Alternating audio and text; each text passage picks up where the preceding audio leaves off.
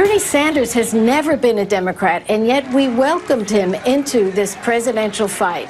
So I find it really bizarre. Someone who's actually run against Democrats before, someone who's never been a Democrat, now saying we're not letting him in. The fact is whoever gets the most votes and the most delegates is going to win. California Senator Barbara Boxer, who is all in for Hillary, last night on MSNBC's Hardball, of course, pointing out the fact that Bernie Sanders is not a Democrat, and yet he's running for the Democratic nomination. Senator Boxer has been front and center after speaking to an angry crowd last weekend at the Nevada Democrat Convention. And the question still remains, will this division within the Democrat Party continue? To talk more about this, we call on our own resident Democrat. He joins us via Skype from New York City. He's the co-host of Steele and Ungar on Sirius XM Radio's POTUS channel. He's our good friend, Rick Ungar. What do you say, JD? Well, it's good to have you. And I guess it was Abraham Lincoln who said of the Democrats, they're kind of like cats. You hear all these fighting noises and you get up the next day and they're more Democrats. What is the whole deal with the division in the Democratic Party right now? Well, let's start with the point Barbara Boxer was making, because it's kind of becoming part of the narrative this week, not so much before. Bernie Sanders, in fact, is not a Democrat, or never has been. He's been an independent his entire career. When he decided he wanted to run for president, he registered as a Democrat and he ran in the Democratic primaries. That's fine. But it does ring a little bit false when you are new to a party and you're spending a lot of time complaining about the rules, the procedures, et cetera. It's like, hey, where you been? If you had been a Democrat, maybe you could have changed those rules and procedures. So I think that's what she's addressing. As to the rest of it, where do you want me to start? Well, I've got an area where we can go, and it's a guy who is really a hard leftist, but he's developed somewhat of a telegenic personality. That would be Van Jones on CNN yesterday, and he really lit into DNC chairwoman Debbie Wasserman Schultz and her conduct thus far in the campaign. Watch and listen. And Debbie, who should be the umpire, who should be the marriage counselor, is coming in harder for Hillary Clinton than she is for herself. That is malpractice. I wish Reince Priebus was my party chair. He did a better job of handling the Trump situation than I've seen my party chair handle this situation. I'm ashamed to say that. Wow. Van Jones saying he wishes Reince Priebus were chairing the DNC. That is pretty heavy-duty criticism of Debbie, is it not?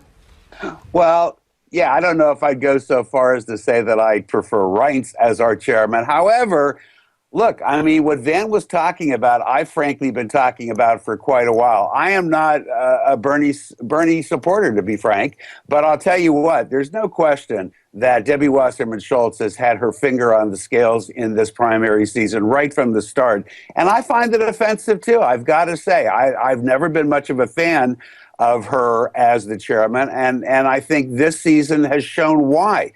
You know, you're supposed to be exactly that, an impartial umpire when you're the chairman of the party. And yet when she was concerned that Hillary Clinton might not do as well in some of the debates as maybe some of the other candidates, she started scheduling them for the night of the Super Bowl, January 42nd, you know, anywhere she could think of where nobody would ever see it. And I thought that was not the way this is supposed to work. I've been equally disturbed. I, too, would like to see her no longer sitting as the chairperson of the party. I don't think she's done a good job, and I think she's been unfair in this. As Al Gore once said, it's time for her to go. Kind of a variation. Yeah, I'm good with that. All right. Well, before we let you go, got another comment coming in. And look, not to snipe, but the irony is, it's the big D Democratic Party, and yet there's a superdelegate system within the process. Chris Matthews was also talking about this the other night on Hardball. Let's listen to his take.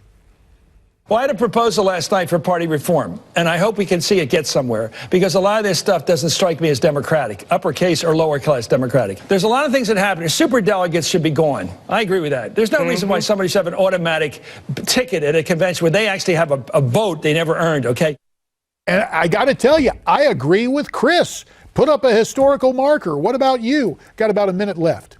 Sure. There's a lot of arguments pro and con. I think what's important that nobody notices and why it was a problem in this year's election, in the past, since we've had superdelegates, and that's only been maybe 30 years or something, they have always, every single time, voted at the convention for whoever it was that came into the convention with the most amount of delegate votes.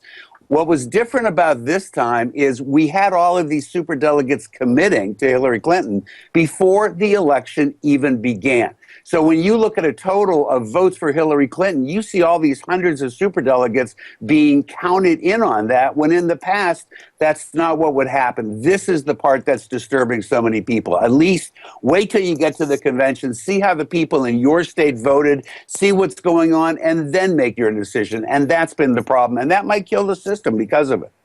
Rick Ungar, with candid remarks tonight, telling us and explaining it to those of us who might not be Democrats, the division within the Democratic Party. Rick, thanks very much for your time. Pleasure, man. Always a pleasure. Let's get back to the phones at 1-877-Newsmax. And first up from Lady Lake, Florida, Alan is on the line. Hi, Alan. Hi, JD. I really love your show very much. I love Steve Maltzberg very much also. Right. The other show earlier today sort of demeaned Trump for mentioning that it might have been a terroristic cause for the crash, airplane crash.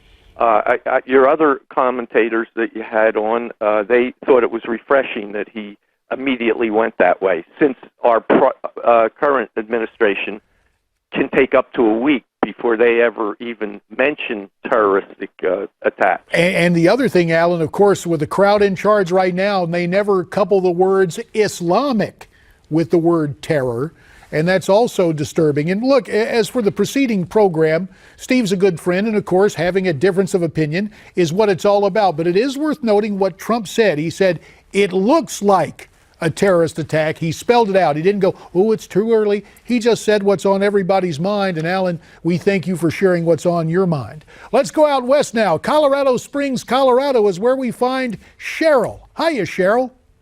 Hi. What's on your mind tonight? Well, I didn't agree with Van Platt about Ted Cruz being the VP. Who's your choice? Well, I don't really have a choice. I think it should be up to Trump to get someone that's really going to be able to work with him, and that there wouldn't be this constant divide. I think if you put a Cruz person in there, you're going to have that whole anybody but Trump group. It's just going to fortify. But you can see where Bob's coming from, because after all, Cheryl, politics is the art of addition. And when you get more people together, maybe that leads to a majority. At any rate, I do appreciate the perspective tonight from Colorado Springs. I hope you'll call back again real soon, Cheryl. Thanks very much. Now, time for the way you see it. Sure, we had phone calls, but here's what some of you have written to me using social media to let me know what's on your mind. A response from David. Remember David last night? Thought I was calling all the never-Trumpers the crybaby caucus. So David wrote in to say, JD, thank you for clarifying that the crybaby caucus was merely that small group whose faces overlaid the pictures of the babies on the postcard someone sent in. Somehow, I thought you meant all of us never-Trump Republicans, most of whom realized that Donald Trump could never fit our founding fathers' idea of who is fit to be president. Well, got to tell you, maybe the founders wouldn't agree with a lot of folks who become president. At any rate, by popular demand, let's take one more look at the crybaby caucus. Submitted for your approval or non-approval: Lindsey Graham, Mitt Romney, Paul Ryan, and George W., George Herbert Walker, and Jeb Bush. So, is that a little too tough, or can there be truth and humor? We appreciate the service of all, it's just we disagree on some things. That'll do it for tonight. Here's how you get in touch with me, both on the internet and Twitter, and don't forget those phone numbers. We'll be talking to you tomorrow night, starting at 7 for Steve Malzberg. See you then.